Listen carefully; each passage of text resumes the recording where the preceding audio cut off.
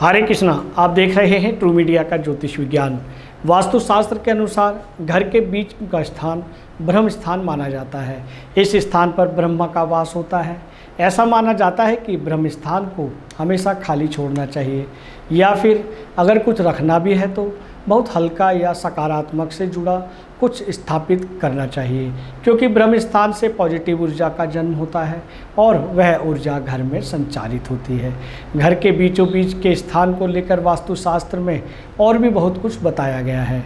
इसी कड़ी में जानेंगे कि घर के बीचों बीच यानी कि ब्रह्म स्थान पर बैठकर भोजन करने से क्या होता है। घर के बीच का स्थान घर में सबसे ज़्यादा सकारात्मक ऊर्जा का प्रवाह करता है। यहाँ तक कि घर के पूजा स्थल से भी ज़्यादा इस जगह को सकारात्मक संचारित होती है। ऐसे में अगर घर के बीच में बैठकर खाना खाया जाए तो इससे ग्रहण किया गया अन्न अमृत में शरीर में लगता है और स्वस्थ प्रदान करता है। हालांकि आज के समय में ज़्यादातर लोग ज़मीन पर बैठकर खाने की बजाय डाइनिंग टेबल पर खाना खाते हैं, लेकिन अगर आप घर के ब्रह्म स्थान पर भोजन करना शुरू कर दें तो आपको उस स्थान की ऊर्जा के कारण स्वास्थ्य लाभ खुद ही नज़र आने लगेगा। घर के बीचों बीच बैठकर खाना खाने से स्वास्थ्य लाभ के अलावा आर्थिक लाभ भी मिलता है। वास्तुशास्त्र में ऐसा माना जाता है कि घर के बीच का स्थान धन आकर्षित करने का काम करता है। अगर घर के बीच का स्थान साफ सुथरा और रिक्त है तो इससे उस स्थान की ऊर्जा धन को आकर्षित करती है।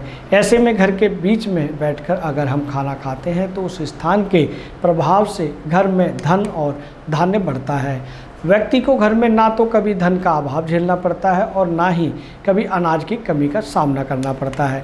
घर के बीचों बीच बैठकर भोजन करने से माँ लक्ष्मी और माँ अन्नपूर्णा का वास घर में स्थापित होता है। यही कारण है कि पहले के समय में घर के बीचों बीच बैठकर ही भोजन करने की परंपरा थी।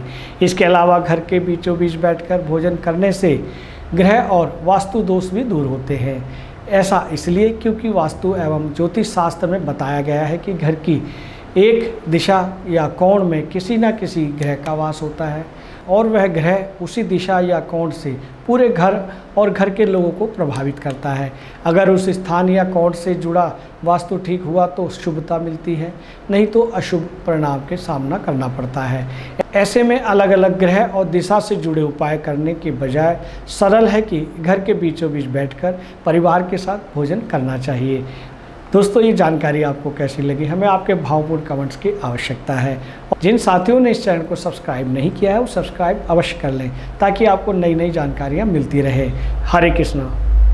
अगर आप ये वीडियो YouTube पर देख रहे हैं तो हमारे चैनल को सब्सक्राइब करें और बेल आइकन को दबाना ना भूलें। अगर आप Facebook पर ये वीडियो देख रहे हैं तो हमारे पेज को लाइक करें।